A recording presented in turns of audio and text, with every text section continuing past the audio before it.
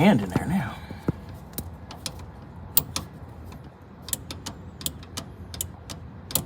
What rag joint? Oof.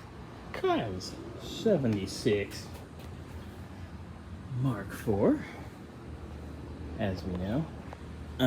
Rag joint was non-existent on this car. There's the remnants of it, but that's not the funnest part of today. We had to cut the bolt out to get this free so we can get the steering coupler off so we can replace this rag joint, because there wasn't enough access to get in there to the original rag joint.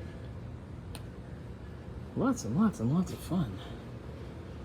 I've been cranking on this since about 9:30 this morning, and it's almost 1 o'clock, but it's out. All right, so got the old out, got the new on. We are about ready to go. Finally.